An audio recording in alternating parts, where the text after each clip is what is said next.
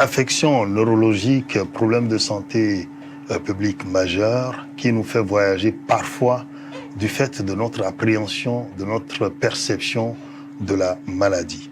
L'épilepsie, c'est de cela qu'il est question dans ce nouveau numéro de votre émission. Les spécialistes vous parlent. Comme spécialiste pour en parler, nous recevons le professeur Kwame Assoba. Il est neurologue, chef service de neurologie au CHU Campus de Lomé. Professeur Assoba, bienvenue. Merci beaucoup. Bonjour, monsieur Issifou. Bonjour à vous et merci d'accepter une nouvelle fois encore de revenir dans cette émission quand on sait l'agenda qui est le vôtre, surtout que c'est un problème d'actualité. Chaque année, on observe une pause, on fait focus sur cette maladie qui reste encore fréquente au sein des populations. Alors moi-même, quand je dis maladie, je m'arrête et je me pose une question en termes de généralité sur la maladie, parce qu'on va commencer par cet aspect. Professeur, ma première question, est-ce que l'épilepsie, c'est une maladie? Merci beaucoup, monsieur Issifou. Chaque deuxième lundi du mois de février, la communauté internationale célèbre une maladie qu'on appelle l'épilepsie. Effectivement, l'épilepsie est une maladie. Ah. Et donc, c'est clair, c'est établi, on la considère comme une maladie et qui mérite tout le regard qu'on peut porter, par exemple, au VIH-Sida, qu'on peut porter, par exemple, à toute autre affection qui existe et qui est établie dans la littérature médicale. Mais, est-ce qu'elle existe encore? J'insiste, parce que pour moi, ça reste un petit mythe.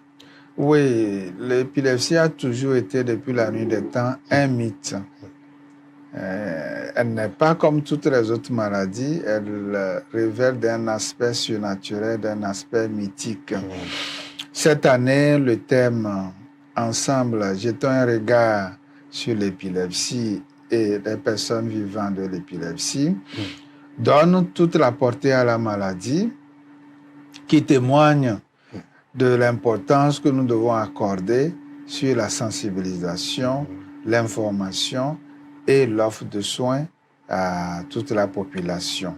Donc, c'est une maladie qui existe. Alors, vous dites relève d'un mythe.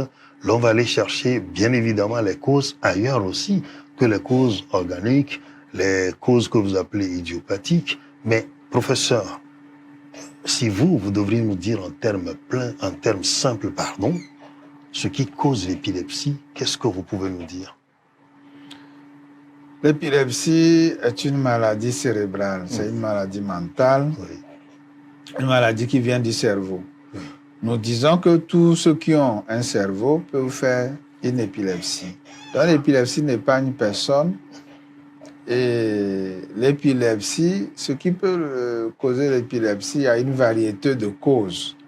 En général, nous avons une catégorie de causes qu'on n'arrive pas à identifier, qu'on appelle les causes idiopathiques. C'est-à-dire qu'on n'a pas de structure organique, on n'a pas de substratum anatomique pour fixer la cause. Et en ce moment, on va parler de causes idiopathiques et ces causes dépassent 80% des causes de l'épilepsie fréquentes chez l'enfant. Maintenant, les autres causes sont souvent les traumatismes lors des accouchements. Donc, lorsque l'accouchement est traumatique, l'enfant peut développer de l'épilepsie. Les causes obstétricales, c'est-à-dire que lorsque l'enfant va avoir des difficultés au moment de l'accouchement, l'enfant ne pleure pas vite, on doit le taper, on doit le réanimer, l'enfant est susceptible de développer de l'épilepsie plus tard. Lorsque dans la petite enfance, l'enfant va souffrir du paludisme, de méningite, de méningoencéphalite, plus tard, cet enfant va développer comme séquelle ou comme conséquence des crises de l'épilepsie. À l'âge adulte, nous avons les traumatismes de la voie publique, c'est pour ça que nous saluons au passage l'imposition obligatoire de port de casque sur les motocyclistes, ou lorsque vous tombez et que vous cognez la tête très fortement, vous perdez connaissance, le risque de faire une épilepsie est élevé. Chez les adultes également, on peut trouver des causes comme les tumeurs, qu'on appelle généralement les cancers. Les cancers du cerveau peuvent être à l'origine des crises de l'épilepsie. Mais chez les sujets âgés, par exemple, c'est le cerveau qui prend de l'âge lui-même qui va créer cette défaillance, qui va créer des structures pour amener la crise. Donc le cerveau qui va vieillir est susceptible également de donner des crises de l'épilepsie. Alors justement, vous le dites, tout ce que vous venez de présenter nous amène quand même à nous dire que l'un et l'autre, pour aller chercher les causes de toutes parts, nous n'avons pas tort, et nous le verrons d'ailleurs, vous le dites, c'est accorder un regard important à ceux qui souffrent de la maladie, l'information, la sensibilisation, afin que nous tous d'abord on soit au même niveau d'information, et ensuite savoir quelle est la démarche la plus salutaire à adopter quand on se sent ou bien on observe quelque chose qui peut s'apparenter à ce que vous allez nous décrire tout à l'heure. Professeur, quand vous dites que 80%, on a vu d'ailleurs, hein, chacun y va de sa conception de l'épilepsie, de là où on soit une épilepsie, et de ce qu'on fait quand on est épileptique. Ce sont ces questions-là le plus souvent qui arrivent, et on parle dans tous les sens. Alors comme vous le dites, quelles que soient les causes, que ce soit idiopathiques ou organiques, on a une médiane. C'est comment les choses se déroulent. Vous avez dit, c'est le centre névralgique, c'est le cerveau. Alors, quel est le mécanisme? Alors, le mécanisme de l'épilepsie est un mécanisme simple. Ouais. Je disais tout à l'heure, tous ceux qui ont un cerveau peuvent faire des crises d'épilepsie. Il s'agit des neurones qui, à un moment donné, vont se comporter de façon anormale. Nous appelons ça excitabilité. C'est-à-dire que le nerf qui est dans le cerveau a une membrane, une enveloppe, une couverture. Donc cette couverture, à un moment donné, va, compte tenu de plusieurs facteurs, sera instable. Et ça sera instable et va créer maintenant plusieurs courants. C'est plusieurs courants-là qui vont être à l'origine de la généralisation de la crise. Donc, ces petits courants vont s'associer et manifester chez le sujet de plusieurs manières. La première manière, la plus importante, c'est lorsque le sujet va tomber. C'est ce que tout le monde connaît. Le sujet, il va crier, il va arrêter de respirer, il va perdre connaissance, il devient raide et il tombe. Et quand il tombe, il ne respire pas, et c'est après un temps donné qu'il va commencer à respirer et à faire des mouvements de bras et de pieds. C'est cette forme qu'on appelle l'épilepsie grand mal, que la population connaît, que nos parents connaissent. Et lorsque on ne sait pas d'où vient, comment ça se passe, comment ça fait, et le sujet va tomber d'un seul coup, que ce soit au marché, que ce soit à l'église, que ce soit au lieu de culte, que ce soit dans le couvent, les parents ont considéré ça comme une maladie surnaturelle.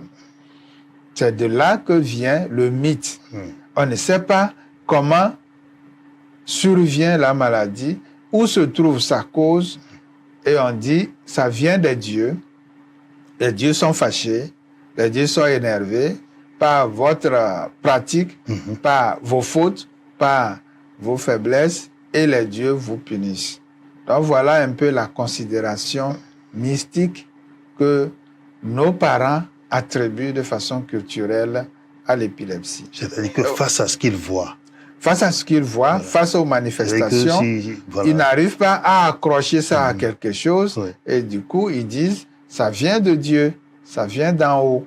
Alors, permettez, professeur, vous dites clairement qu'à un moment donné, c'est comme une électrocution de ces vaisseaux-là qui sont dans le cerveau, de ces nerfs-là, et qui commencent par s'agiter, comme si quelque part, on appuyait donc sur l'interrupteur, on éteignait de façon rapide, ça commence par clignoter, et donc ça donne... et quand ça se généralise en ce moment-là, à tout le cerveau, donc à un moment donné, l'individu commence par... il tombe, et il se raidit, après il revient. Et ça, c'est vrai que quand on voit cela, c'est comme une sorte de transe quand même, et les gens n'ont pas tort. Oui, c'est sous forme de transe. Oui. Donc, dans les couvents, comme parfois les gens entrent en transe, Oui. c'est toujours la force de Dieu. Mais ici, je pense que les prêtres traditionnels, ils connaissent. Ils savent que c'est pas les trans. Ils savent que c'est différent des trans. Ils savent que ça vient d'ailleurs. Oui. Ce n'est pas lié à leur fétiche, à leur Dieu. C'est un Dieu qui est ailleurs ou un Dieu qui s'est fâché. Ils savent, ils reconnaissent. Ils savent la différence avec les trans et avec les crises vraies. Ok. Alors, c'est vrai que vous l'avez dit, une maladie qui représente encore un mythe pour les gens. Un autre aspect qui m'amène à poser la question suivante, c'est de se demander si cette maladie est aussi répandue que dans le temps, on va le dire comme ça, où ça pouvait créer tout de l'émoi, et un peu de remous aussi au sein des communautés. Est-ce qu'aujourd'hui, on voit encore les gens faire des crises comme ça? Aujourd'hui, il existe des crises d'épilepsie. Mais nous avons la chance que, avec le développement, l'information passe faiblement dans les communautés, dans les cultures, et les gens arrivent à comprendre que l'épilepsie existe. Donc, de bouche à oreille, c'est vrai, il y a des contrées reculées où la croyance est encore forte sur les mythes, les us et coutumes, qu'ils attribuent toujours l'épilepsie aux forces surnaturelles. Mais il y a beaucoup de recherches, beaucoup de travaux qui ont été faits, surtout l'étendue du territoire, depuis des années, pour apporter l'information à la population. Alors, c'est une maladie répandue, oui. Aujourd'hui, on estime à 9000 cas d'épilepsie au Togo, à 6 millions de cas à travers le monde, et à 700 000 au niveau de la France. Donc, voici les chiffres que nous avons. Oui. Et les travaux que nous avons effectués, que nos chefs ont effectués il y a plus d'une dizaine d'années, montraient que 18 pour 1000, une prévalence de 18 pour 1000 existe au Togo de l'épilepsie. Ouais. 18 pour 1000. 18 pour 1000, oui. Donc, c'est répandu. C'est au Togo, au Bénin, au Ghana, au Burkina, au Sénégal, partout en Afrique, en Asie, en Europe, aux États-Unis, il y en a partout. Alors, vous évoquez vos maîtres, les travaux qu'ils ont faits. On s'en voudrait de ne pas évoquer quelques-uns ici à qui on rend hommage, bien évidemment. Le professeur Gruniski, paix à son âme, hommage à lui. Il y a le professeur Balogou qui est toujours là, avec qui vous travaillez. Le professeur Bofou Bello aussi, qui est là. Il y en a d'autres, hein, on ne peut pas tous les citer. Mais pour ces quelques-uns-là qu'on a vu beaucoup plus sur le terrain encore, ces dernières années, vous le dites si bien, hommage à tous ces gens-là et puis les travaux qu'ils ont faits. Et bon courage, bonne suite et bon vent à vous aussi, les nouveaux qui êtes en train d'entretenir cette flamme. Et ce que vous êtes en train de faire, dire qu'au sein des communautés, parce que je me rappelle encore quand nous avions travaillé avec le professeur Goulinski dans les années 2010, il le disait, que dans chaque maison, un enfant a fait l'épilepsie à sa naissance, d'où les scarifications qu'on donne aux gens, parce qu'on lit toujours cela au mauvais sort, aux dieux qui sont quelque part, qui déterminent un peu le destin des enfants. On a vu les mécanismes, vous avez dit que la maladie reste encore répandue, mais vous avez donné des chiffres au Togo, en Afrique, et vous êtes même allé en France. Mais cela m'amène à poser une question. L'épilepsie en Afrique, l'épilepsie en Occident, qu'est-ce qu'on peut dire? Est-ce que nous avons la même appréhension de la maladie? L'épilepsie est une maladie, elle est la même manifestation chez le blanc que chez le noir, en Afrique comme en Europe. La seule différence, c'est qu'en Europe, les gens connaissent plus, ils attribuent ça au cerveau, ils envoient ça à l'hôpital. Chez nous, en Afrique, il reste encore cette considération mystique, culturelle, qui fait que une bonne partie de la population va aller chez les tradithérapeutes. Ils font du grand travail, je le disais tantôt. Quand les crises sont idiopathiques, ils peuvent traiter, ils peuvent guérir. Mais quand les crises sont organiques, avec des étiologies, il leur est difficile de les guérir.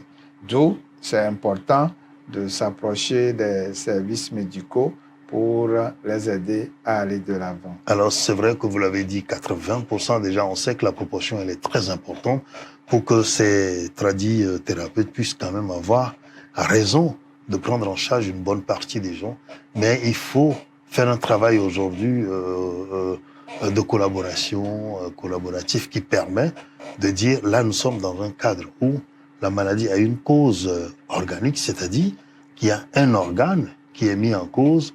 La cause est liée peut-être à une tumeur, comme vous l'avez évoqué, ou bien à un traumatisme qui est passé par là, pour pouvoir refaire le chemin et voir comment accompagner la personne. Et donc, clairement, en milieu hospitalier, on prend en charge l'épilepsie, on donne quand même des solutions aux gens, tout comme chez les tradithérapeutes pour les autres causes dont nous avions parlé.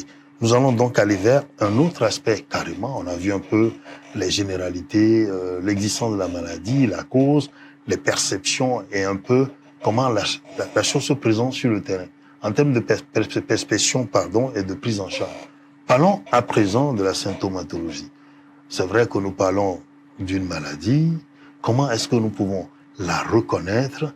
Vous avez parlé des crises, on fera focus sur les crises pour voir un peu est-ce que nous pouvons, à partir de cette émission, nous dire aujourd'hui, quand je vois quelqu'un qui fait une crise, voilà l'attitude à adopter. Je suis vraiment en présence d'une crise d'épilepsie.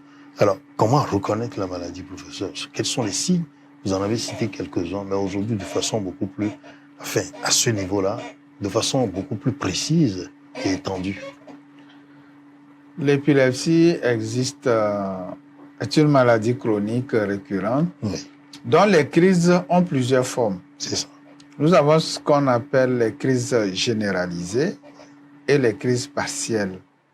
Dans les crises généralisées, il y a les crises d'absence. Je vais m'attarder sur ça un peu.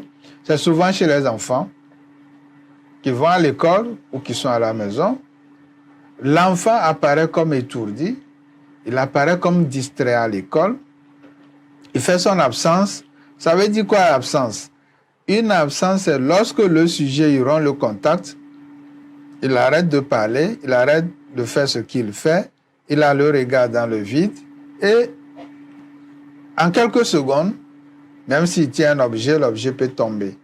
Donc, à l'école, on voit ces enfants qui vont rater les écritures, qui vont rater les calculs mentaux et qui vont rater la dictée, par exemple.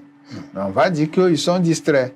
Mais on ne sait pas à quel moment ils font les crises. Oui. Ou bien à la maison, tu lui en dis, va apporter le verre dans la chambre. Il rentre dans la chambre, il oublie. Et il revient. Il fait la crise là-bas dans la chambre, il revient les mains vides et on dit, je t'ai envoyé, pourquoi tu n'as pas amené le verre? On peut le taper ou on le renvoie. Il va, il prend le verre, arrivé devant vous, le verre tombe, ça casse. Parce que c'est en ce moment, il refait la crise et le verre tombe. Il casse le verre, on va dire, il est étourdi, on peut le frapper, on peut le... Si ça se répète, il faut surveiller ces enfants-là et les amener chez les spécialistes. Les crises généralisées que tout le monde connaît, je l'ai dit tantôt, il survient, le sujet, il est là, sans problème, à l'église, au marché, à la maison, à l'école, à l'université, au lieu de service, et d'un seul coup, il arrête, il coupe la respiration, il perd connaissance, il tombe. Ici, il faut que le sujet se blesse. Le sujet qui tombe doit se blesser. Parce qu'il ne se rend pas compte quand est-ce qu'il tombe. Il ne prend aucune mesure pour tomber. Donc, quand il fait la crise, il tombe violemment et brutalement et il se blesse. Parfois, il peut se mordre la langue, la salive va sortir, le sang peut sortir de sa bouche. Donc, ça, c'est ce que tout le monde connaît. C'est une crise généralisée. Et là, vous devez le mettre à un endroit sécurisé. On ne met rien dans sa bouche. On ne lui donne rien à boire. Que ce soit de l'eau, que ce soit de l'huile rouge, que ce soit du miel, ou des bâtons, ou des cuillères qu'on va mettre dans la bouche de la personne. C'est interdit. Donc, on va revenir. Donc, il s'agit d'un sujet comme ça, il va tomber brutalement avec la salive. Parfois, il peut faire des urines ou ne pas faire des urines, mais un sujet qui va tomber brutalement et qui va se blesser va faire penser à une crise d'épilepsie. Et donc, clairement, ça veut dire que sans qu'on soit passé par un examen, on peut, à partir de ce que vous décrivez là, se dire, ah, attention, je suis un sujet épileptique. Effectivement, on n'a pas besoin d'un examen clinique, on n'a pas besoin d'un examen paraclinique, d'une investigation. On peut voir le sujet en train de tomber avec ces caractéristiques dont j'ai dit. Vous pouvez lui dire que, ah, mon frère, il faut aller à l'hôpital, ça ressemble à une épilepsie. Alors, les crises, vous les avez décrites, c'est vrai que on ne fera pas toute l'étiologie, sinon la littérature des crises. Mais en même temps, professeur, quelle est la particularité de ces crises d'épilepsie que les gens font? Vous les avez décrites, on a vu, mais est-ce qu'il y a quelque chose quand même de façon, d'une trame commune qui nous dit que, ah, ces crises-là ont quelque chose qui doit nous interpeller ou bien qui doit nous dire, il y a des choses à faire et à ne pas faire? Vous étiez en train de les introduire. Oui. Lorsque le sujet fait, il y a la particularité de toutes ces crises, c'est qu'il y a problème dans le cerveau. Donc, lorsque le sujet va commencer à faire des crises, il peut refaire. Et quand il refait, le souci, c'est que il peut être avec sa moto en train de rouler, il fait la crise, il va tomber, lui-même, il va se blesser, il va blesser les autres. Il peut être au volant de sa voiture, il va faire la crise, il va tomber avec les passagers et faire des autres dégâts. Donc, la particularité, c'est le danger public que cela peut causer. Et la particularité chez l'enfant, c'est leur état scolaire que ça peut causer, les échecs, les absentéismes que ça peut causer chez l'enfant. Donc, voilà les particularités de ces différentes crises. Alors, vous parlez de ces crises chez l'enfant, ce qui est très inquiétant, parce que le plus souvent, dans nos milieux familiaux, on sait comment cela se passe.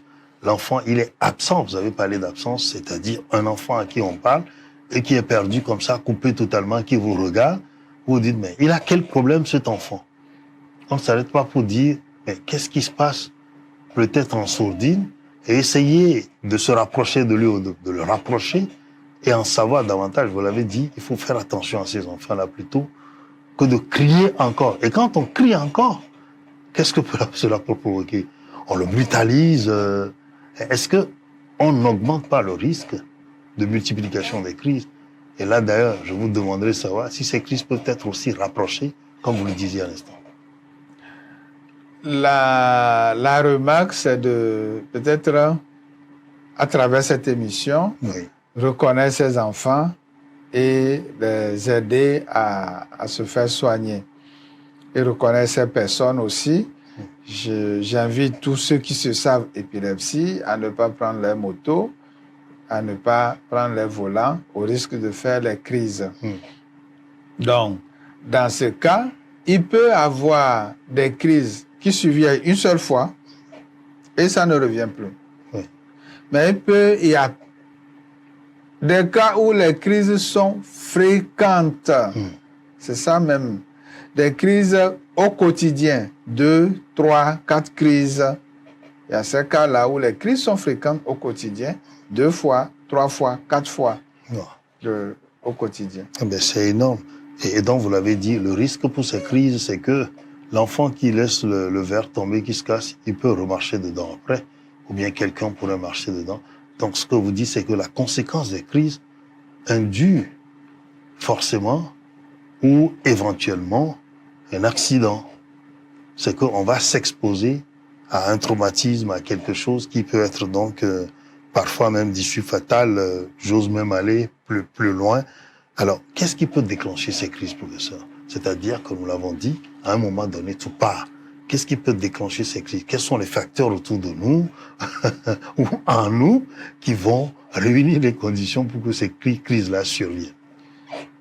En général, ces crises surviennent parfois de façon spontanée, sans facteur déclenchant. De façon spontanée, un seul jour comme ça, le sujet va faire sa crise. Une première crise ou une deuxième crise sans facteur déclenchant. Mais dans certains cas, on a identifié le manque de sommeil suffisant. Donc, on conseille aux sujets qui font de l'épilepsie de ne pas faire des dettes de sommeil. Ils doivent dormir suffisamment, ne pas faire des dettes de sommeil. On conseille aux sujets qui se connaissent épileptiques de limiter la consommation des excitants comme l'alcool. L'alcool va augmenter l'excitabilité du cerveau et peut déclencher les crises. Les infections, lorsqu'un enfant va faire une fièvre à 39-40, il ne faut pas que la maman laisse longtemps cette fièvre chez l'enfant. C'est le lieu d'inviter toutes les mamans à avoir un thermomètre à la maison. Lorsque l'enfant chauffe, vous lui donnez quelque chose pour calmer la fièvre. Quand la fièvre est trop élevée, l'enfant qui n'a jamais fait de crise peut convulser. Et ça peut être le début même de l'épilepsie pour cette personne. Ensuite, pour les adultes, j'ai dit, nous devons nous protéger avec les casques sur les routes. C'est une mesure de prévention. Mais en termes de facteurs déclenchants, je le répète, l'alcool, le manque de sommeil et la fièvre sont à retenir.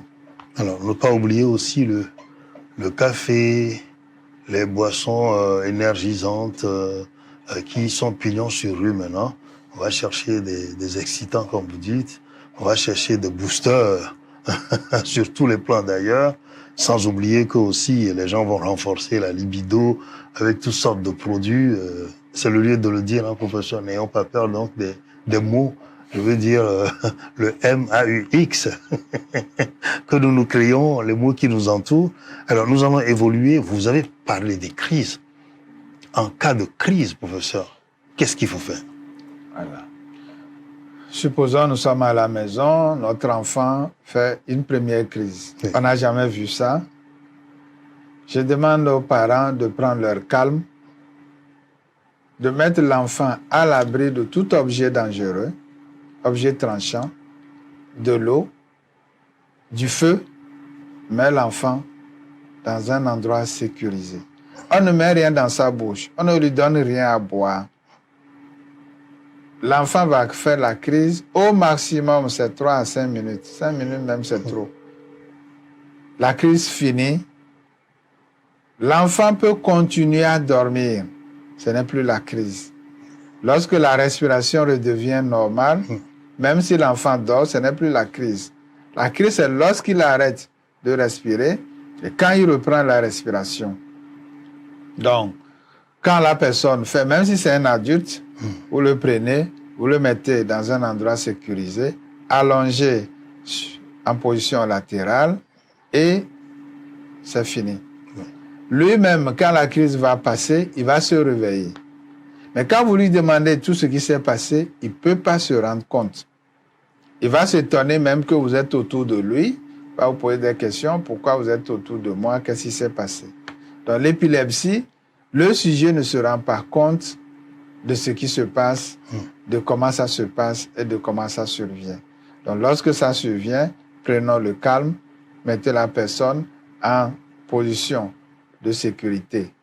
Si vous courez pour aller à l'hôpital, la crise va finir avant même d'arriver à l'hôpital. Oui. Donc, c'est mieux de le stabiliser, mais en sécurité. Et après, vous pouvez le conduire chez un spécialiste pour regarder de quoi il s'agit. Alors voilà, vous avez dit un peu ce qu'il faut faire, mais on aurait aimé éviter les crises. On aurait aimé faire en sorte que les crises ne surviennent même pas, puisque c'est des situations critiques. Tout se passe très vite dans un laps de temps, un espace que l'on ne contrôle plus du tout. Et l'individu qui revient, qui ne sait pas d'où il ressort, et ceux qui sont là peut-être désemparés parfois vont poser des actes qui vont compliquer la situation de l'enfant. Vous avez dit déjà quelques éléments de ce que nous devons éviter de faire quand on a la crise, mais comment faire pour ne pas arriver aux crises? Si le sujet n'a jamais eu de crise, il faut protéger son cerveau. Des accidents vasculaires cérébraux qu'on appelle AVC, des traumatismes de la voie publique qu'on appelle généralement accidents. Et lorsque le sujet il tombe, il ne porte pas de casque, il n'a pas de ceinture, il va cogner la tête. Donc, se protéger des maladies du cerveau, comme l'AVC, se protéger des accidents de la voie publique. Il faut se protéger des intoxications, on l'a dit tout à l'heure. Et chez l'enfant, j'ai dit aux mamans d'éviter la fièvre. Lorsque l'enfant a le corps chaud, maman connaît que l'enfant fait la fièvre, il faut stopper la fièvre. Alors voilà donc ce qu'il faut faire pour ne pas arriver donc aux crises. Et vous aviez rappelé plus haut les dettes de sommeil.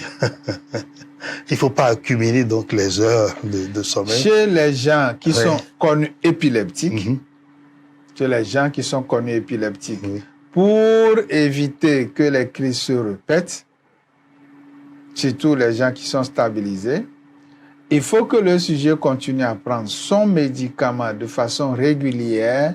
Le traitement de l'épilepsie dure au moins 1 an.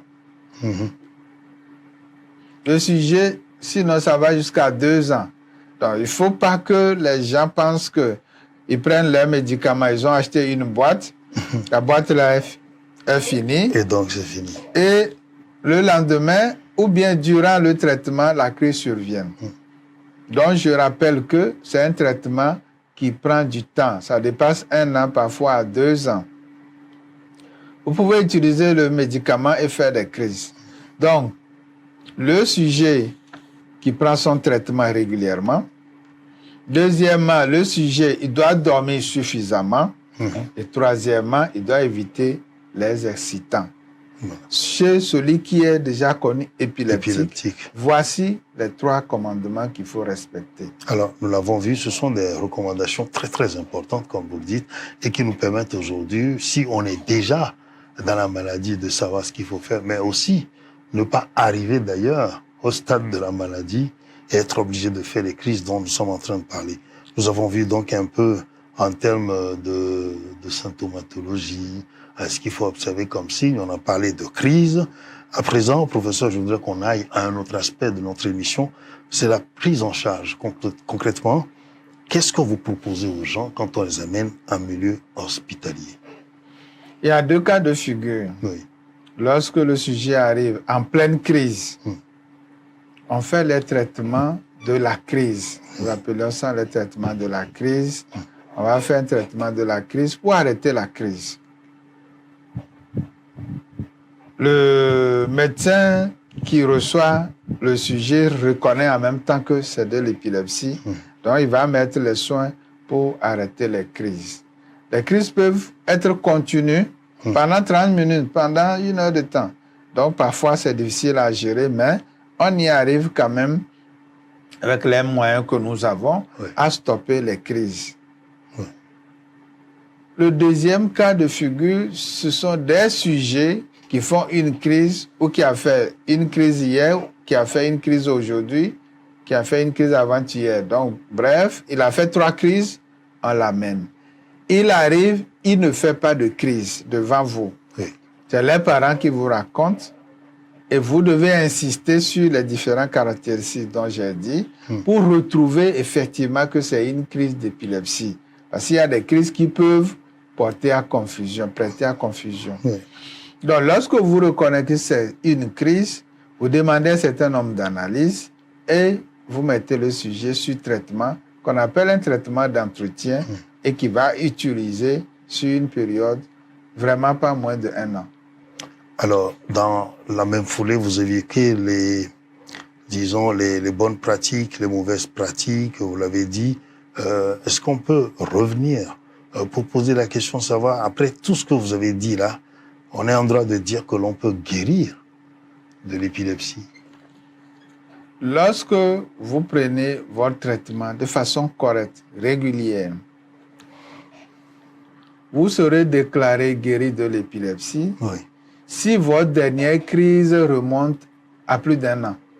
Ah, c'est-à-dire on est resté 1 an sans faire de sans crise. faire de crise. Et qu'on est en train de prendre régulièrement votre médicament. Donc, lorsque vous arrivez, le médecin vous demande, votre crise là, date de quand? La dernière crise date de quand? Ma dernière crise date du 1er février 2023. Donc, 1er février 2023, vous avez plus d'1 an déjà, presque 1 an sans crise.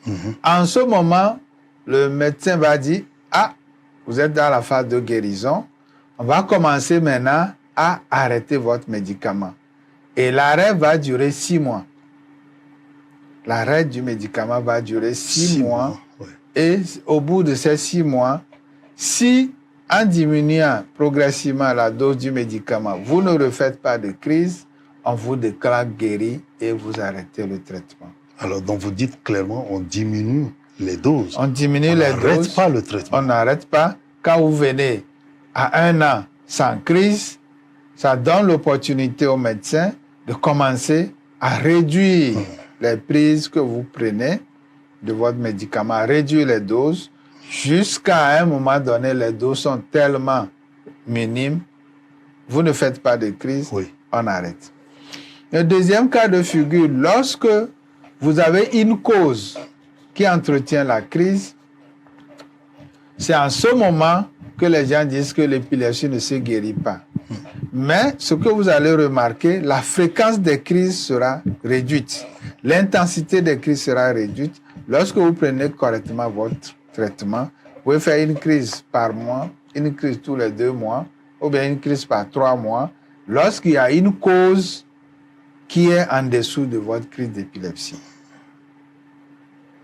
Alors, par rapport à ce que vous êtes en train de dire, on observe quand même que c'est des phases bien délimitées dans la prise en charge du sujet, du patient, où il est clair que le suivi rigoureux s'impose. La prise des médicaments aussi doit être quand même une nouvelle règle d'or quand même, où on doit être rigoureux, on doit être assidu soi-même pour pouvoir se donner les chances de se dire, OK, là où je suis, on ne parle plus d'épilepsie chez moi. Donc, il faut bien suivre de très près. Alors, nous parlons des causes, vous l'avez dit, c'est dans le cadre des causes organiques. Et vous le dites si bien, c'est que on peut peut-être aller chercher aussi ce qui induit l'épilepsie, comme tout ce que vous aviez cité plus haut, les chocs, les maladies. Quand on peut corriger ça, tant qu'on peut corriger tout cela, on peut dire que on a trouvé une solution à notre mal. Professeur, on vous a écouté avec intérêt. C'est vrai, j'aurais bien voulu qu'on parle de comment ça se passe en milieu hospitalier, les examens que vous demandez aux gens. Mais il y a un examen particulier, mais qui nous revient souvent cher, l'encéphalogramme, c'est ça? Oui, l'électroencéphalogramme. L'électroencéphalogramme. Ce n'est pas si cher, voilà. C'est abordable. Et les gens peuvent venir faire ça facilement chez vous. Les gens peuvent venir faire ça pour qu'on leur dise l'état de votre cerveau se porte bien. Il y a ça à l'hôpital. Si vous avez des malaises, vous pouvez le faire. Si vous pensez que vous avez des malaises, ça y est à l'hôpital, c'est disponible. Mais ça permet quand même de s'assurer. Ça permet de dire que vous avez de l'épilepsie ou vous n'avez pas de l'épilepsie. Des anomalies, il vous dira s'il y a l'épilepsie ou pas. Alors voilà, donc on a tous les moyens de pouvoir aller interroger le cerveau et déceler la maladie éventuellement et proposer donc des pistes de solutions que vous avez évoquées plus haut. On va terminer notre émission avec la partie qui concerne l'actualité. C'est l'événementiel, je vais l'appeler comme ça, la journée internationale, la journée mondiale. Alors, quelle est sa place, sa portée aujourd'hui en matière de stratégie, de lutte contre l'épilepsie?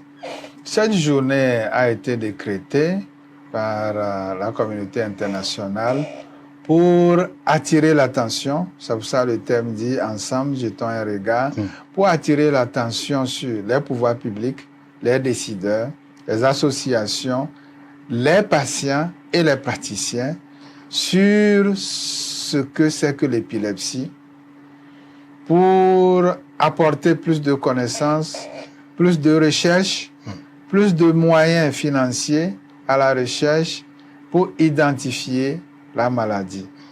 C'est aussi une journée particulièrement importante pour sortir l'épilepsie de l'ombre.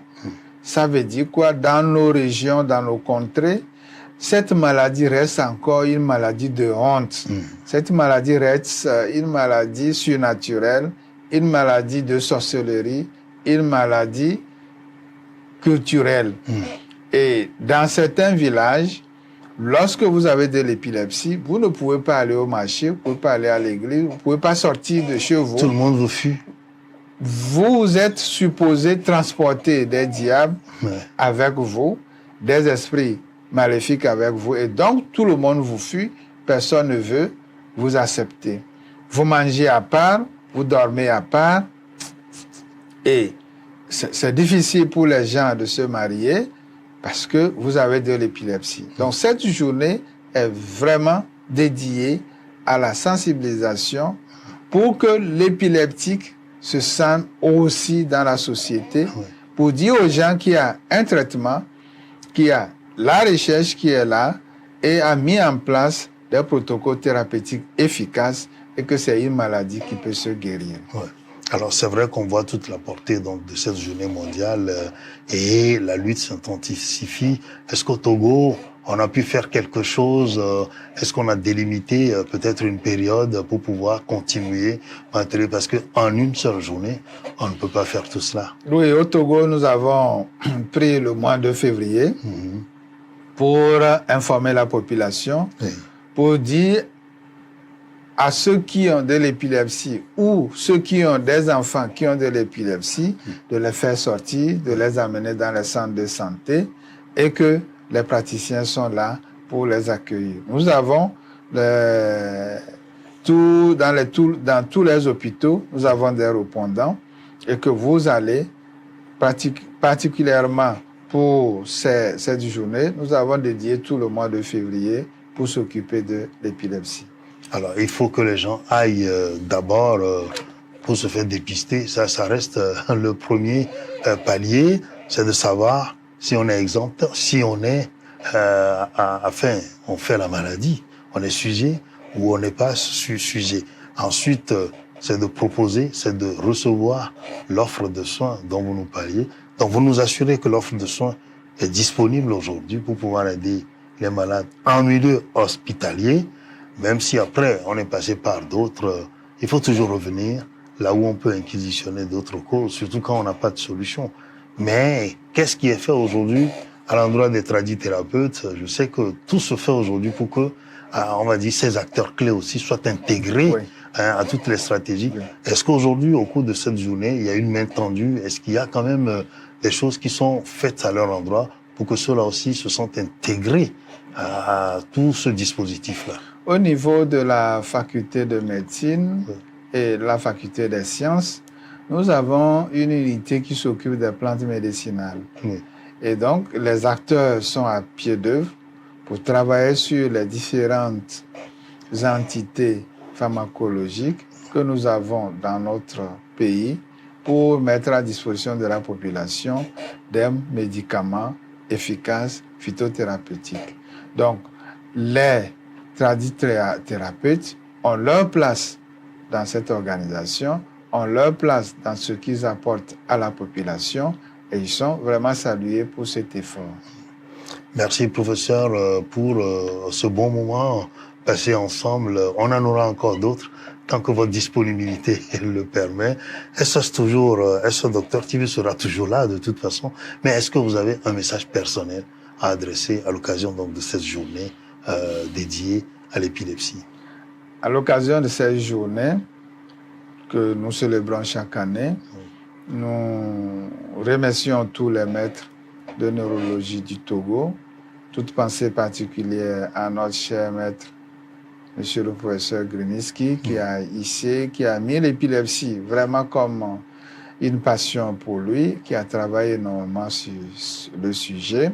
Je profite pour inviter la population à sortir massivement pour se faire consulter et trouver des pistes de solutions à leur mal. Alors, invitation donc lancée et reçue. Et je sais que les gens vont s'orienter vers le CHU Campus de Lomé pour vous rencontrer, vous et votre équipe, mais dans les autres structures aussi, où il y a l'offre de soins, il y a donc du dispositif pour pouvoir donc se faire dépister, mais de voir un spécialiste, c'est le plus important pour avoir les soins. Restez fidèles à notre chaîne, le meilleur reste à venir, et il y a toujours de l'information santé à vous apporter. À très bientôt, bonne suite au programme, bonne suite à vous sur SOS Docteur TV. Nos programmes se poursuivent. Merci et à très bientôt. Merci beaucoup. Ouais. Merci, professeur.